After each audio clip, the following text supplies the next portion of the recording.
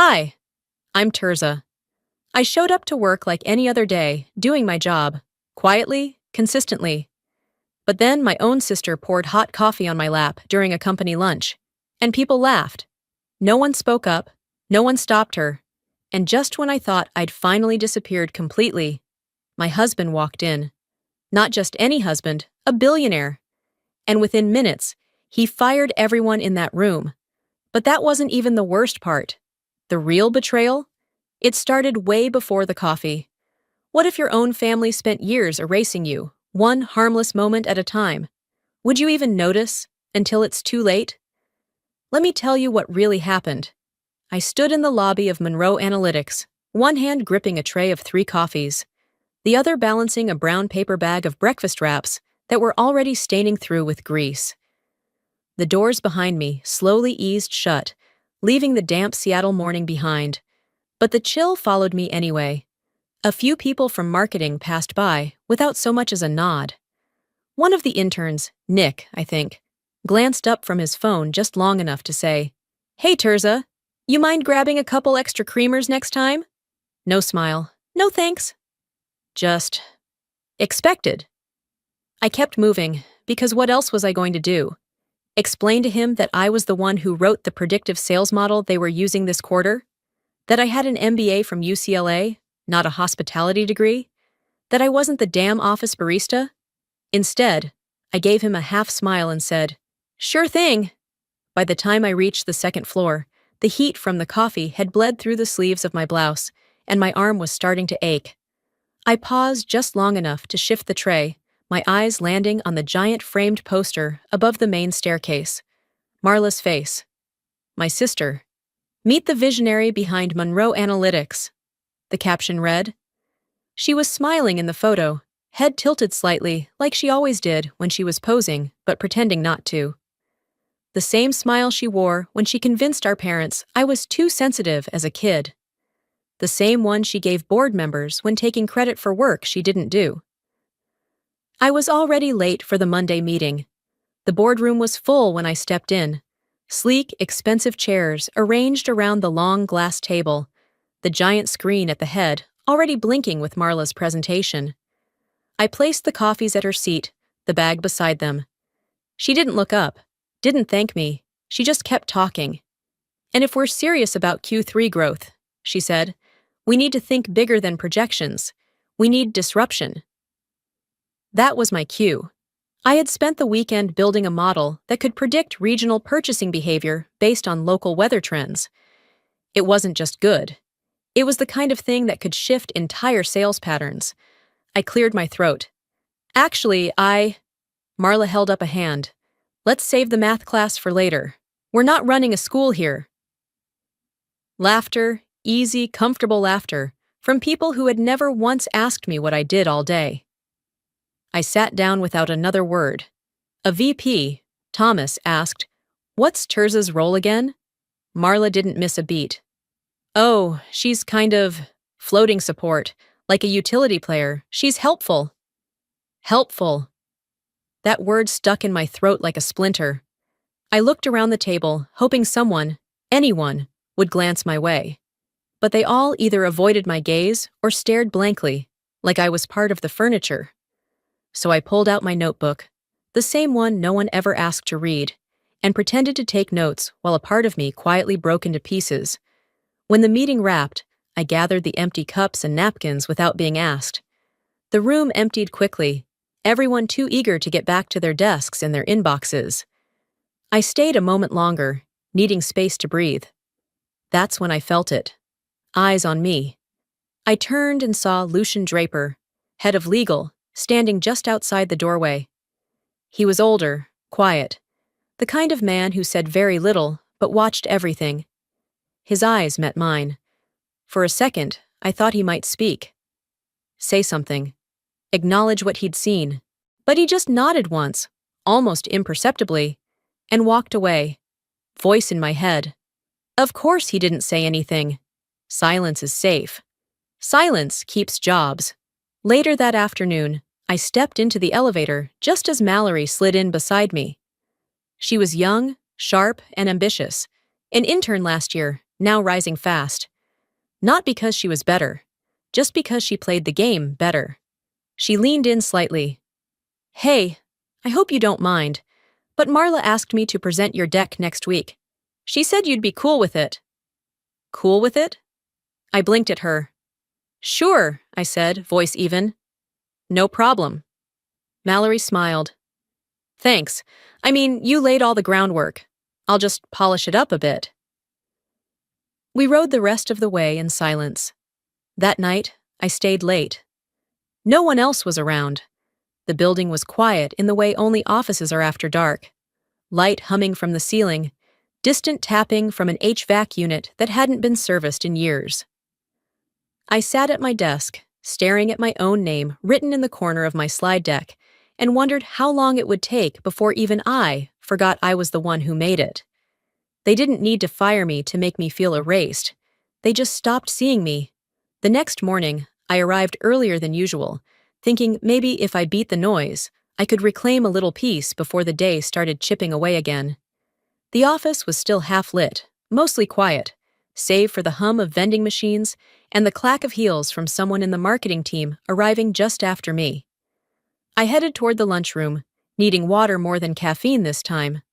I passed a cluster of interns huddled near the corner booth. They weren't laughing loudly, but they were trying not to. They dispersed the second they saw me. No greetings, no guilt either. I didn't ask. I just walked over to the fridge, pulled a bottle of water, and caught a glimpse of one of their phones left face down on the table. But someone beat me to it. Hey, whispered Joanna from accounting.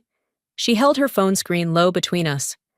I'm not supposed to show you this, but you deserve to know. On the screen.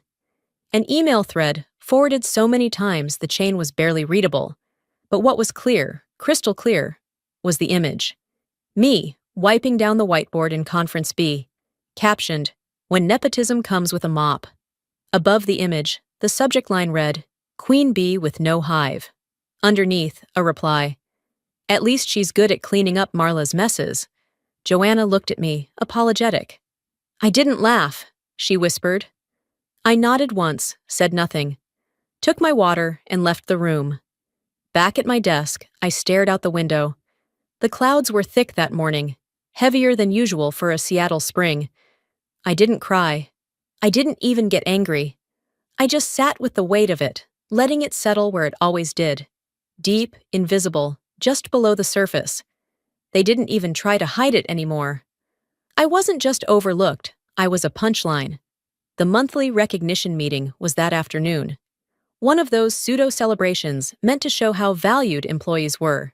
Bagels, balloons, a PowerPoint loop on the wall with smiling headshots and vague bullet points like made an impact or elevated our culture.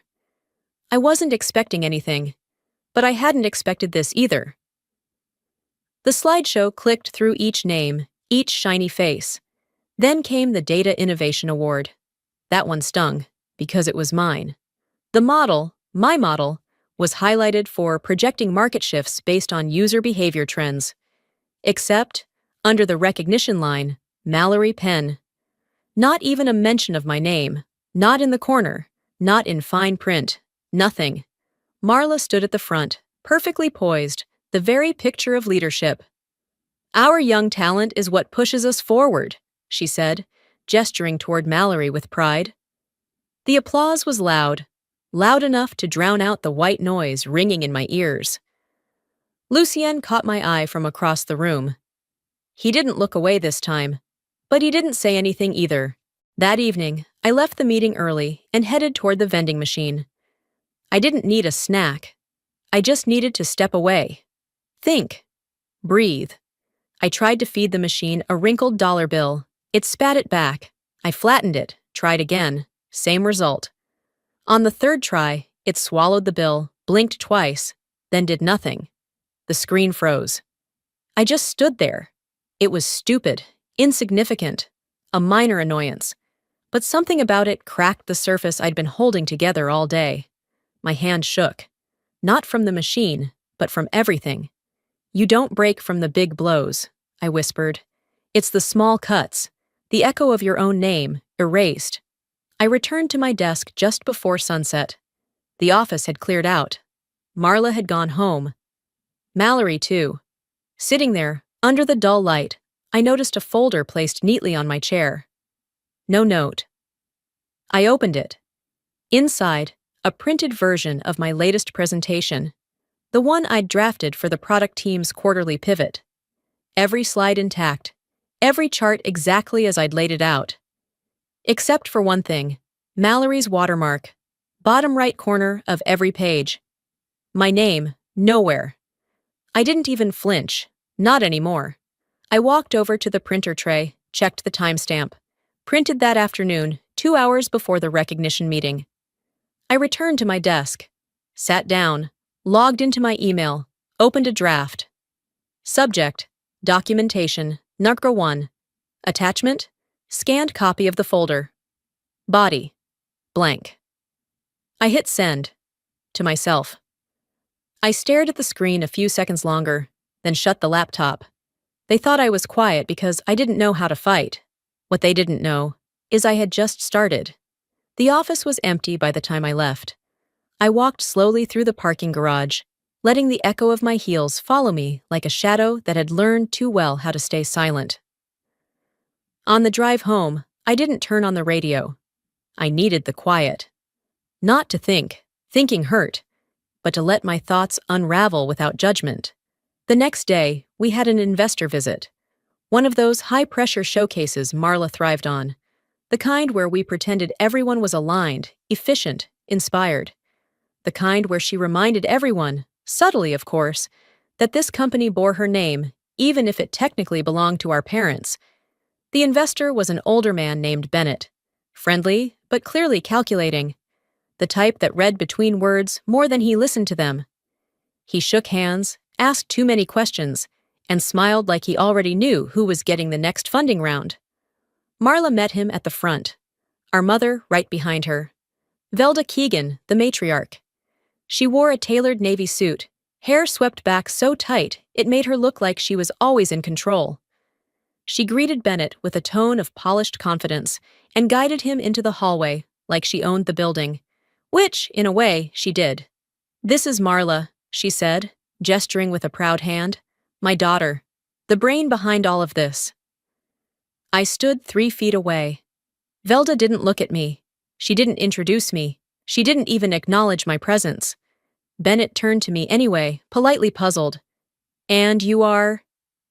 "Oh," I said, smiling just enough to be civil. "I'm the one who wipes down the whiteboard." He blinked, then let out a confused chuckle, like maybe it was a joke. It wasn't. Later that evening, Velda insisted we all have dinner with the investor. She made a reservation at some high-end seafood place downtown, white tablecloths, waiters who called you ma'am, without irony. The kind of place where they hand you a wine list longer than the actual menu. I didn't want to go, but not going would have looked petty. Weak. So I showed up, smiled through the introductions, and sat quietly while Velda bragged about Marla's debate trophies from high school and her early admission to Stanford, even though she ended up transferring after 2 semesters. She never mentioned that I'd earned a full ride to UCLA, or that I graduated early, or that I'd once presented at a national conference before I was 30.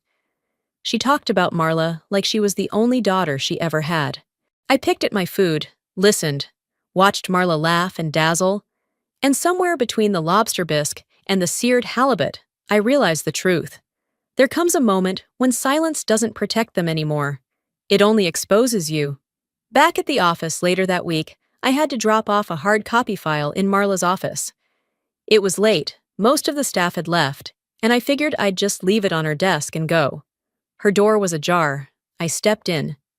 That's when I heard my mother's voice. "Listen," she said, her tone clipped and impatient. "You need to transition her out. Sooner, not later. People are starting to ask questions."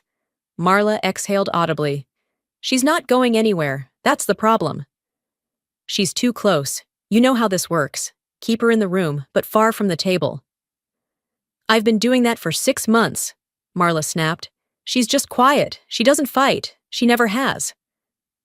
I didn't move. Just stood there, still as air. Quiet, but not empty. I gently set the file on a side table and stepped back out of the office. My heart wasn't racing. My hands weren't shaking. I didn't even feel angry. I felt awake. Back at my desk, I opened a new email. Subject: documentation to do. Attachment: audio recording from my phone, still running in my coat pocket. I hit send. That night, at home, I sat on the floor of my apartment in an oversized sweatshirt, a cup of tea going cold beside me. I pulled out a shoebox filled with old family photos. One of them, me, age 10, holding up a science fair ribbon, had Marla in the background, arms crossed, not smiling. I used to think I was invisible because I wasn't good enough. But I wasn't invisible because I lacked value. I was invisible because I refused to shrink to fit their image of what enough looked like. That was the night I created a new folder on my laptop. Contingency plan. Because if they were going to come for me, I wasn't just going to sit there. I'd been underestimated for too long. And if they thought I wouldn't fight back, they weren't watching closely enough. I spent the next morning pacing my apartment, letting the kettle boil over twice and forgetting where I put my keys. I wasn't panicking, I was preparing. There's a difference. By the time I walked into the office, everything in me had shifted. I wasn't there to survive anymore. I was there to remember who I was before I let them rewrite me. I dropped my bag at my desk and checked my voicemail. I hadn't cleared them in weeks. Couldn't stomach hearing one more just checking in or circling back.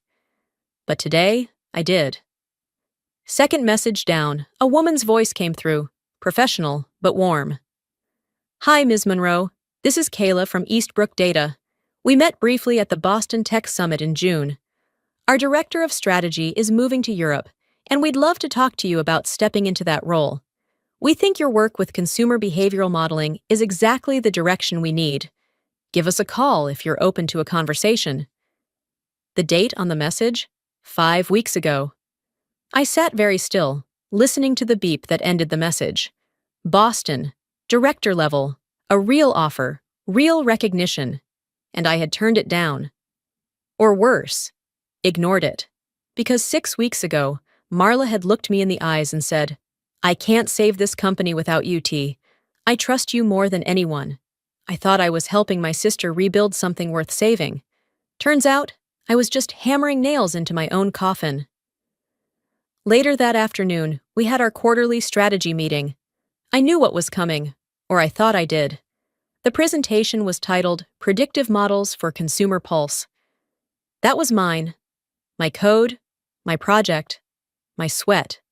I watched as the screen lit up with my charts, my formulas, my structure, repackaged under a fresh title. Mallory walked to the front of the room in a pressed blouse and patent leather heels, smiling like she'd spent the last 3 months coding in the dark.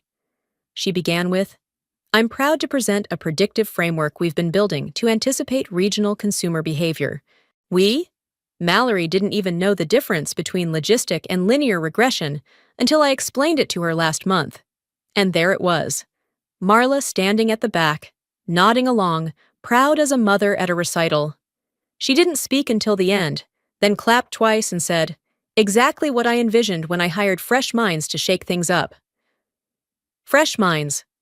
I sat frozen, every cell in my body screaming, but my face stayed calm. When the meeting ended, I opened my inbox. Right on time, an automated message appeared.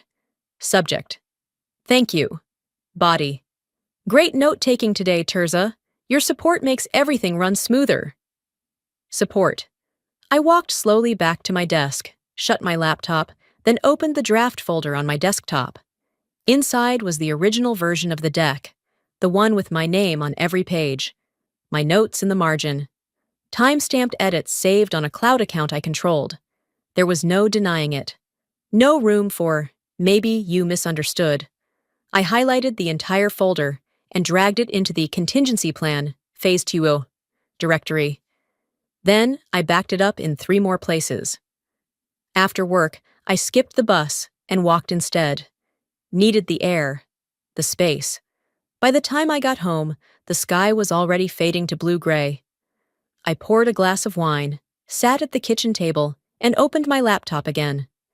I stared at the screen for a full minute. Then, I remembered a name Dorian had mentioned once. Someone he'd worked with during a merger in Chicago. A lawyer who specialized in intellectual property disputes. I found her email.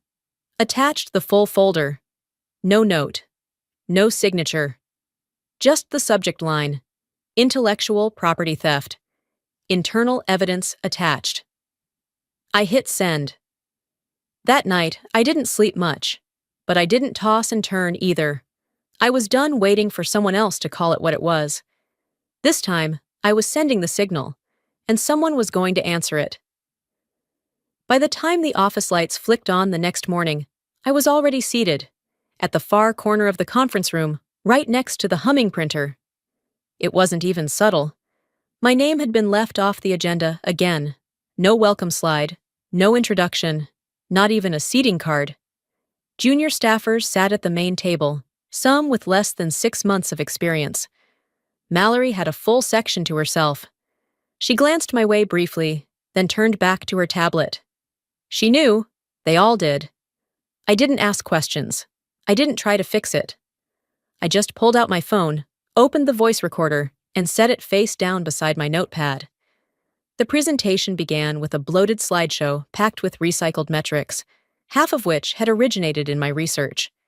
When one of the interns incorrectly summarized a data set I'd built from scratch, no one corrected her.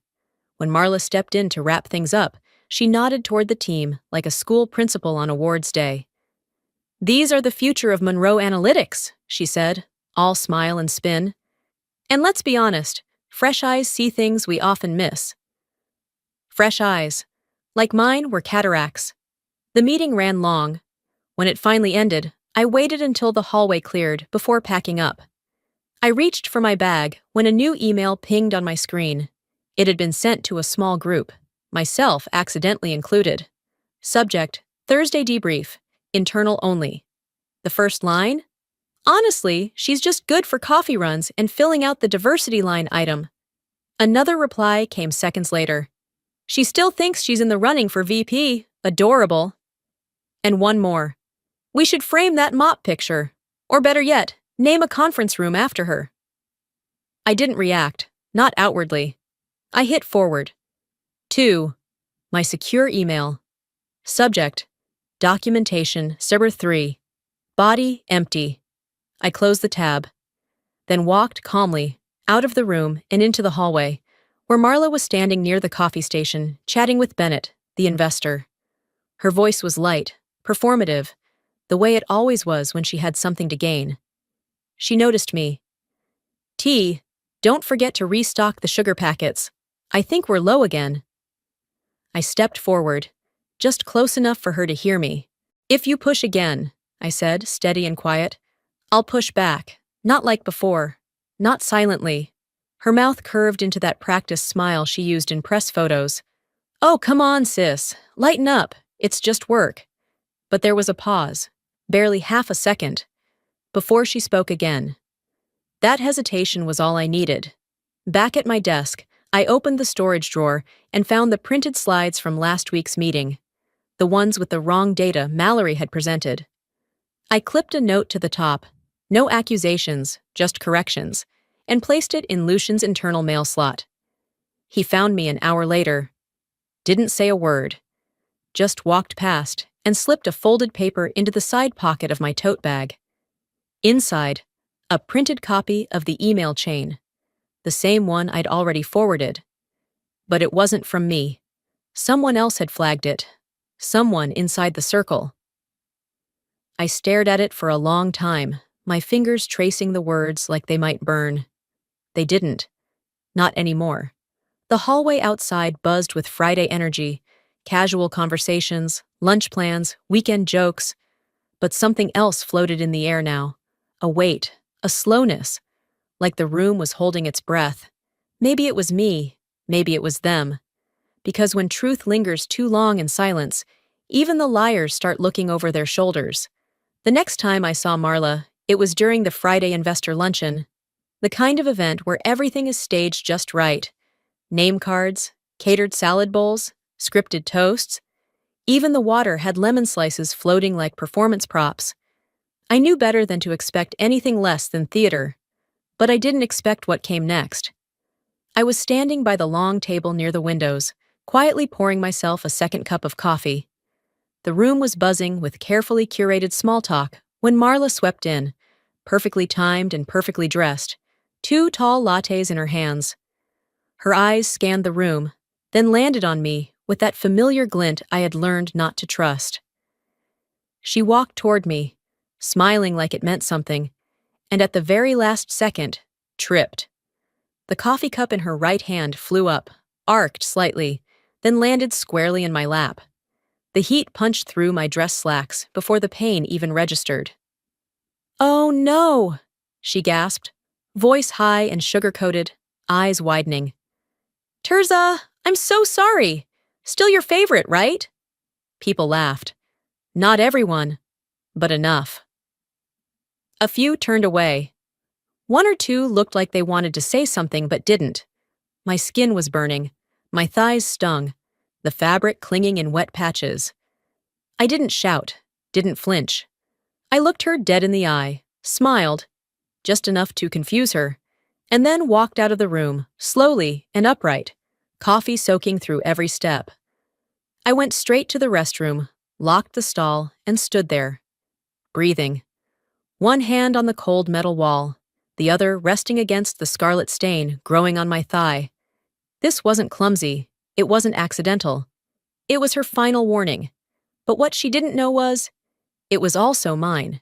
I changed into a pair of workout leggings I kept in my locker, cleaned up the best I could, and returned to my desk. A new email waited in my inbox. Subject line: "Congratulations, Mallory." I opened it, and there it was in bold. "Please join us in welcoming Mallory Penn to her new role as Director of Data Operations," the position I had outlined, the department I had spent months rebuilding, the workflow I had designed from scratch, handed over like a party favor. And below the announcement, a quote from Marla: "Young women like Mallory are the future of Monroe Analytics." I didn't feel betrayed anymore. I felt confirmed. It wasn't neglect. It was strategy, and I'd played right into it. Until now. I opened the encrypted folder on my personal drive. I uploaded the footage from the security camera near the elevator, full view of the spill. The angle was perfect. Her trajectory, her smirk a second before impact. Crystal clear? Then I added the mentorship logs, the full document trail showing every time I reviewed Mallory's data, corrected her models, prepped her presentations, dates, signatures, even her notes in my handwriting. The folder name had already been decided. Public disclosure, Stage 1. I opened my leather-bound journal and wrote just one sentence. They gave me coffee. I'll give them fire. By early evening, most of the office had emptied. Only a few lights remained on across the floor. I was updating documentation for the legal team when I heard a knock at my door. Not loud, just enough. Lucien stood in the hallway, expression unreadable. He didn't speak. He just walked over and placed a brown envelope on my desk, then turned and left. Inside, an HR complaint form, already signed, anonymous. But the wording was unmistakable. It referenced a hostile incident in a public professional setting. It named no names, but the incident description could only be one thing: the coffee. At the bottom, the HR officer's handwriting read, "Filed under review." I leaned back in my chair, exhaled slowly. There were eyes now, watching, quietly, maybe even regretfully. Not everyone would say something. Not everyone was brave. But not everyone was blind anymore either. And if they wanted a show, they were about to get one they couldn't delete. That following Monday began like any other, but something about the stillness in the room felt rehearsed. Too clean, too coordinated.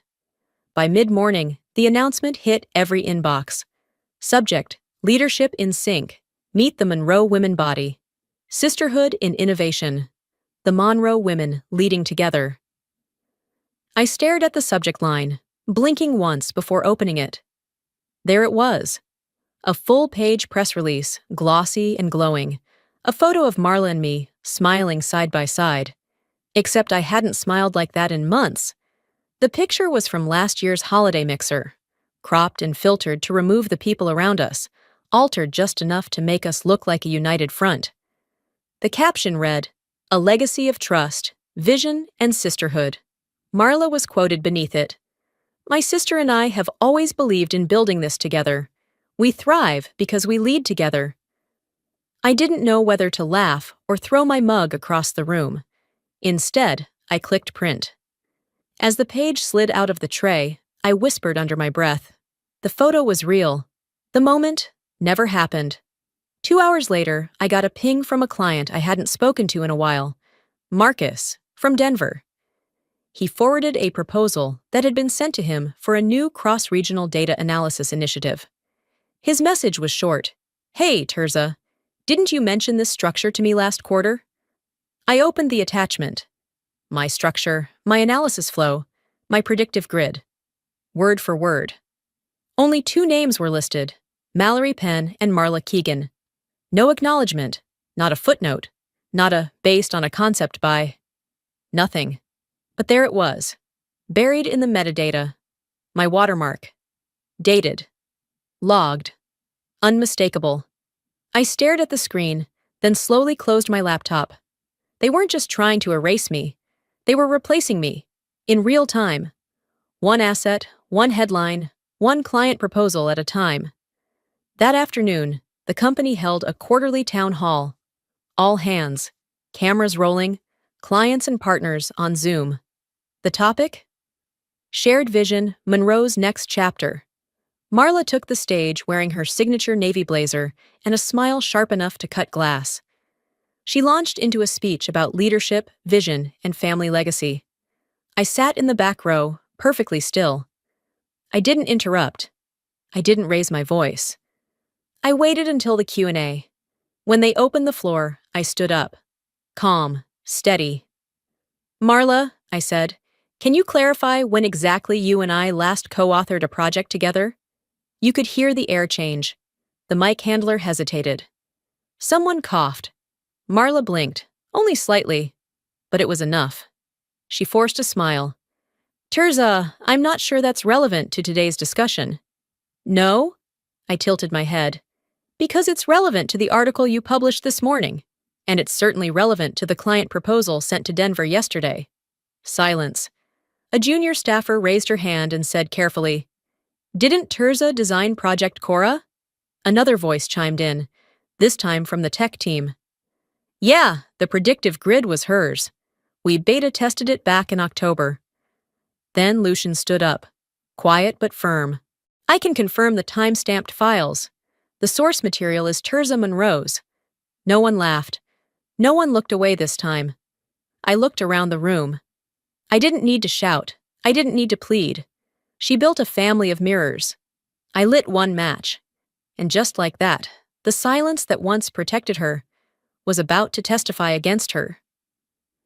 After the town hall ended, people left the auditorium quickly, but not toward me. No one said anything, not even Lucien. His usual nod was replaced with lowered eyes as he passed my row. Back at my desk, I ate lunch alone again. The cold pasta I brought from home tasted like cardboard, but I kept chewing, one bite after another, like always. No one sat next to me. No one mentioned the Q&A. No one acknowledged what they'd heard, because doing so might require choosing a side, and that would mean risk. It's funny how silence isn't neutral. It just waits to see who's going to win before it speaks. I was clearing my dishes when the elevator bell dinged. The sound wasn't unusual, until I heard it again. A pause. Then the steps. 2 men in dark suits walked out first, scanning the room like they already knew where to go. Then came the third figure. Dorian. He didn't wear the usual softness he carried at home. No loosened tie, no casual button-down. He wore a fitted black suit, no tie, eyes focused straight ahead. It wasn't just his clothes. It was the way the air shifted around him. like the room had finally decided to listen. Marla appeared from her office, faltering just slightly. She put on her usual grin, the one she reserved for investors, for cameras. But her shoulders weren't sitting right. "Dorian," she said, as if she'd just bumped into an old college friend, "we weren't expecting—" He cut her off with a quiet, "Let's make this brief." The boardroom doors opened as if on cue. I followed. Not because I was told to, because I knew what was coming. Inside the room, Marla sat at the head, flanked by 3 executive assistants. Lucien took his seat silently. I stayed standing. Dorian placed a single manila folder in front of her, then another in front of Lucien. "Transfer of controlling interest," he said simply. "Effective immediately. Monroe Analytics now belongs, majority, to Wexler Holdings. It's been a quiet acquisition by design." Marla's face didn't fall. It froze. "This is a joke." Dorian remained still. "No. What's been happening in this company for the last year? That's the joke. I'm here to end it." She laughed once, sharp. "You bought us out? That's your revenge for me defending this place?" He didn't flinch. "You defended a lie.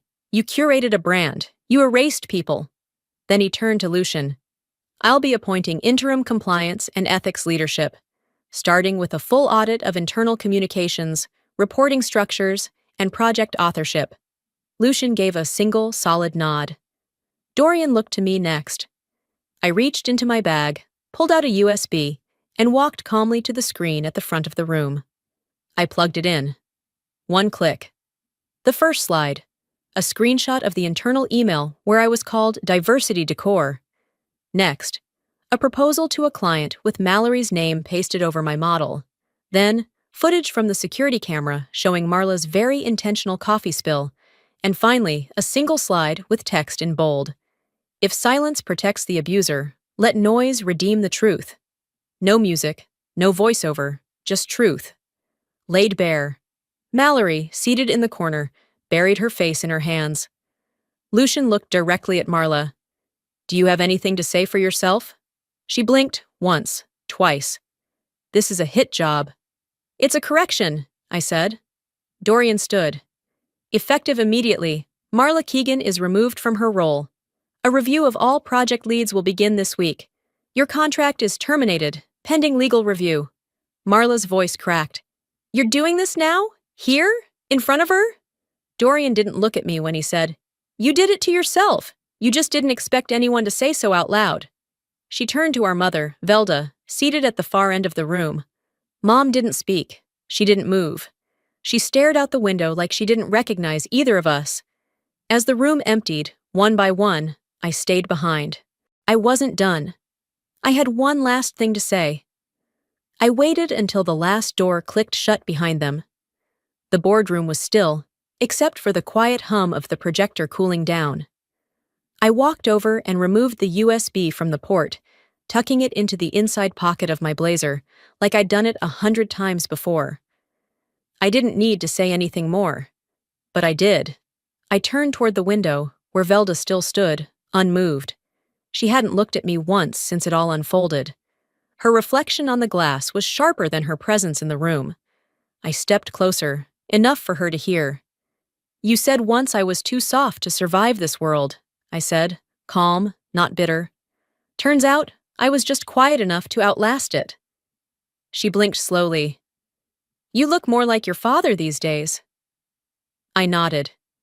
"He always said truth doesn't need a microphone." There was no apology. I wasn't waiting for one. Later that week, I returned to the office early, just as the cleaning crew was finishing up. The lobby looked the same, but the energy was different. Lighter. The whispers had shifted. There were no glances behind backs. Just people. Working. And breathing. Marla's nameplate had been removed. Her office door repainted. Mallory had turned in her resignation, citing a need to realign with her values. I didn't stop her. I walked past the front desk, where a new framed poster now hung beside the mission statement. It featured a quote, "Mine." Silence gave me strength. but truth gave me my voice. The receptionist smiled at me, not nervously, not out of obligation, just genuinely. I nodded, continued to my office, and spent the morning reviewing proposals. Lucian and the new head of HR joined me mid-afternoon to finalize the company's first formal code of ethical collaboration. We outlined policies on author credit, project oversight, and whistleblower protection. For the first time, we were naming what no one had dared to describe before: gaslighting, sabotage, performative allyship. Lucien signed the draft, handed me a pen. "This wouldn't exist without you," he said simply. "It shouldn't have needed me," I replied, "but it does now." The next morning, a new message pinged into my inbox. Subject: "I owe you an apology. From Mallory Penn." I stared at it for a full minute before opening. She admitted she knew what was happening, that she let it happen, that she told herself she was just trying to survive, that she wasn't proud of how she stayed silent.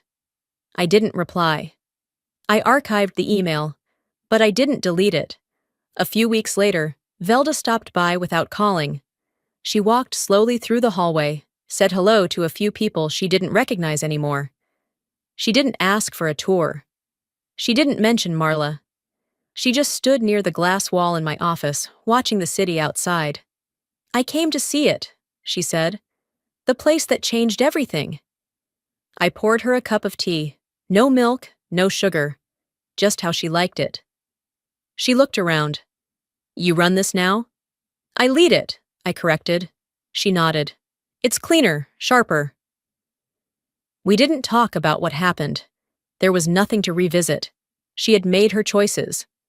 I had made mine. But as she left, she paused at the doorway. "You never needed fixing," she said. "Just space." That night, I closed my laptop for the last time that week. The new partnership paperwork was finalized. Monroe Analytics would begin sponsoring leadership scholarships for women of color, pursuing degrees in data science and engineering. The first cohort had already been selected. 4 students, bright, sharp, quiet, but not invisible. As I turned off the lights and headed out, there was no applause, no spotlight, just a soft stillness that settled around me like a coat I'd sewn for myself, stitch by stitch. They called it revenge, but I never needed them to fall. I just needed room to rise. You know, I used to think being quiet meant being weak, that staying calm meant giving up. But I've learned that silence, when chosen, can be power. And sometimes the strongest move you'll ever make is to stand your ground without raising your voice. If you're watching this and you've ever felt invisible, at work, in your family, in your own story, I want you to know, you're not alone. And more importantly, you are not powerless. I didn't get here by luck. I got here by paying attention, by keeping records, by listening when no one else would, by choosing not to become like the ones who tried to erase me. And if there's anything I've learned, it's this. You don't have to destroy anyone to reclaim yourself. Just stop shrinking. So let me ask you, have you ever been in a room full of people and still felt unseen? How did you find your way back to yourself? Or maybe you're still trying? Tell me in the comments. I read every single one. And if this story touched something in you, even just a little, drop a 1 in the comments or tell me where you're watching from. If you didn't like it, I want to hear that too. Tell me why. Let's talk about it. No filters here. And if you want more stories like this, raw, real, and full of the quiet power so many of us carry, don't forget to subscribe to the channel. That way, you'll never miss the next voice that finally gets to be heard.